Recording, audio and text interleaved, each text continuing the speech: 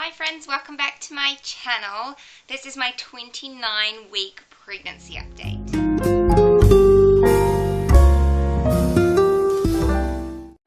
weeks, that's exciting. I'm almost at week 30, and once I reach week 30, it's really scary and exciting at the same time because it means there's only 10 weeks until my due date, which means it's exciting because she's going to be here, but it's scary because she's going to be here. Do you know what I mean? Oh gosh, obviously I'm super excited to meet her, and I cannot wait to see what she looks like and who she's like and all the rest of it, but I'm also kind of freaked out about having 2 kids, like, oh my gosh, but we'll get there and it'll be wonderful. I know it will. 29 weeks was an improvement on 28 weeks. Thankfully, I'm so glad the support belt that I got from the physio has definitely helped hugely reduce the sciatic pain that I was having. So I think there's only been like one night this week where I actually had sciatic pain. It was really bad when I woke up, but the rest of the time I've been good. That's pretty much disappeared. It's probably got something to do with the fact that I'm not climbing up ladders now. And then in saying that, I've still had a lot of SPD and like pelvic pain. It is horrendous at night time.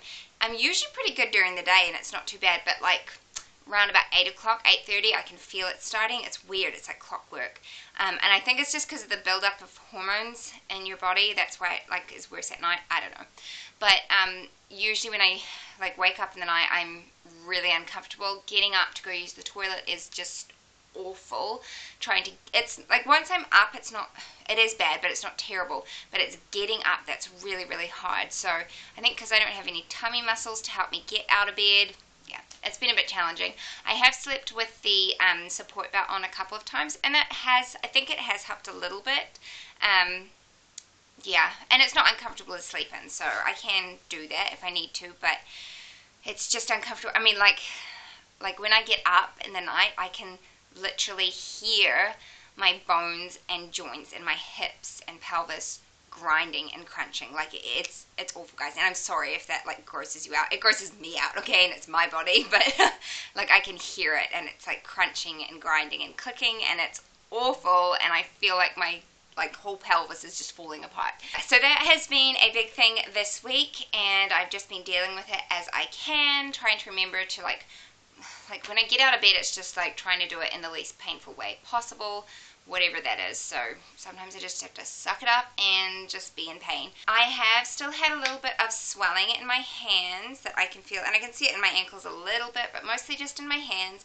And with Jack's pregnancy, I did have pregnancy-induced carpal tunnel towards the end, and I can feel that starting to happen. So it's not necessarily painful at the moment, but it is stiff in the mornings. My hands are stiff and my wrists are a little bit sore, so hopefully it doesn't get as bad as it did with Jack's pregnancy, because that was during summertime and so there's a lot more swelling.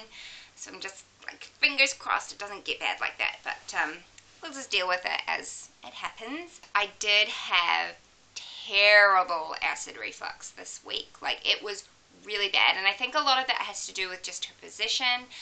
Yesterday was probably the best day. I only had a little bit in the evening, which was lovely, but the 2 days before that, oh gosh, it was just like all day my throat was on fire. It was awful, and you know, you can only drink so much Gaviscon, so yeah, that's just again something I have to just suck it up and get through it. So I did see the midwife on Monday, and everything checked out. Everything looked fine. She was happy with the heartbeat and everything, and baby is head down, which I pretty much knew that, and I was fairly certain that she's lying posterior, and the midwife confirmed that. She said, like, I'm mostly feeling kicks up on my left hand side. Like I can feel a foot. I can grab her foot a lot of the time, but I can't feel a distinct back, and then sometimes her foot like moves across my belly, and that's what makes me think she's lying more posteriorly. And yeah, the midwife said, yeah, probably, but she said don't worry about it at all at this stage, especially a second pregnancy. There's a lot more room for her to move around in there, and like Jack was posterior until I went into labor, and then he turned himself around. So fingers crossed the same thing happens with this baby, because I ain't got no time for posterior labor. Like, no thank you. So hopefully she switches herself around eventually. I do need to start doing some exercises to encourage that, but I'm tired and lazy. Which is another thing I'm going to talk about. I am tired. I am not sleeping well. I'm waking up like every 2 hours. I think it's just because I'm uncomfortable, because I'm only getting out to the loo like maybe like once a night at least, sometimes twice. But yeah, so I'm just kind of not sleeping all that well. I'm really tired. It might just be that she's going through growth spurt. It might just be that I'm in the second or third trimester, or it might just be that I'm pregnant in the third trimester and I have a 16-month-old that I'm running around after. You know, like, life's busy. So I have been tired, but I have been feeling a lot better this week. I've been coping a lot better. And yeah, it's just, I've been working on things. I've been organizing her nursery. I've washed a lot of the clothes that I had for Jack that were gender neutral and some of the things I bought her. So she's got most of her clothes we've got for her. I think there's just a few things. I want to get her some vests and a couple onesies I need to pick up. But really, I've got pretty much everything I need for her. Everything now is just like want rather than need. And like I do need to start buying like nappies and stuff like that. So like, that's like exciting. That's the fun stuff to start stocking up on. It makes it feel a lot more real. I suppose I should note, just for future reference, my sweet tooth is like so bad. Guys, I could just eat forever at the moment. I could eat chocolate all day, every day. And like, we had 2 Tim Tams with Milo's last night, and I could have eaten the entire packet and like not felt sick at all. I went for my glucose test this week, so I had to go drink that disgusting stuff and sit there for an hour. I wanted to fall asleep. So I did get that done.